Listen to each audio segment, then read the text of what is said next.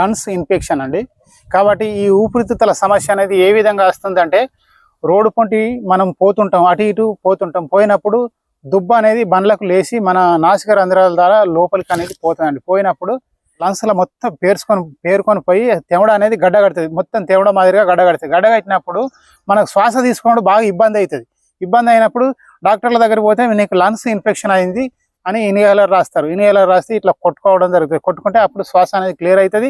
ఆ గడగట్టిన తెమడైతే ఏదైతున్నదో కరిగిపోతుంది. దానికి ఈ విధంగా ఈ ఇన్హేలర్ అనేది వాడటం జరుగుతుంది. అలాంటి ఇన్హేలర్ మీరు వాడకుండా ఈ లంగ్స్ ఇన్ఫెక్షన్ మొత్తం తొలగిపోయేటట్టు ఈ అడసరం ఆకులతోటి నేను పోయి యోగం చెప్తానండి. మంచి మెడిసిన్, అన్ని రకాల ఊపిరితిత్తుల సమస్యలు మొత్తం పోతాయి. మీరు ఏ విధమైన డస్ట్ ఎలర్జీ తోటి వచ్చిన ఇన్ఫెక్షన్ అయినా కానీ, స్మోకింగ్ తోటి వచ్చిన ఇన్ఫెక్షన్ అయినా కానీ, మీ ఊపిరితిత్తులు మొత్తం బ్లాక్ అయి నల్లబడ్డా కూడా దీంతో క్లియర్ అవుతాయండి. అంత గొప్పగా ఈ గోళీలతోటి అయితే పోతాయండి.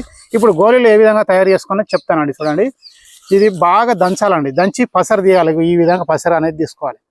పసరు అనేది తీసుకొని ఏం చేయాలి కదంటే, ఇందులోకి త్రికటకాలు కలపాలి. చూడండి, త్రికటకాలు అంటే సొంటి, పిప్పళ్ళు, మిరియాలు, ఇవి 3 కలపాలి. 3 కలిపినాక తర్వాత ఏం చేయాలంటే లైట్గా కొంచెం తేనె కూడా కలపానండి. ఇది అదేనండి తేనె కలిపినట్టు ఏదంటే ఈ విధంగా గోళీలు అనేటివి వస్తాయండి. ఈ విధంగా పచ్చగా మీకు గోళీలు అనేటివి ఈ పసరుతో తయారైన పచ్చ గోళీలు అనేటివి.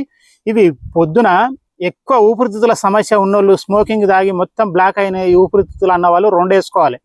ఒకవేళ చిన్న వాళ్ళ ఏదంటే 1 వేసుకోనండి. పొద్దున 1 వేసుకుంటే సరిపోతుంది. సాయంత్రం పూట మాత్రం త్రిఫల చూర్ణంతో తయారు చేసిన పౌడర్ వాడనండి. చూడండి, ఇదే త్రిఫల చూర్ణము.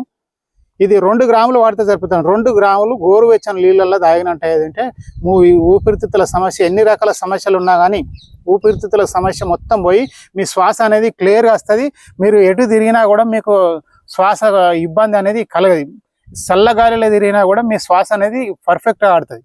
కొంతమంది డాక్టర్లు చెప్తారు, మీకు ఊపిరితిత్తుల సమస్య ఉన్నది, చల్లగాలి పోకు వెంటనే ఊపిరితిత్తులు సీల్ అయిపోతాయి, శ్వాస తీసుకోవడం ఇబ్బంది అవుతుంది అంటారు. అలాంటి వారు కూడా ఈ మెడిసిన్ ఒకటి వేసుకున్నట్టు ఏదంటే మీరు చల్లగాలి తిరగవచ్చు, ఎటైనా తిరగవచ్చు. అంత గొప్పగా ఈ గోళీలు అనేటివి పనిచేస్తాయి. 2 నెలలు వాడనండి.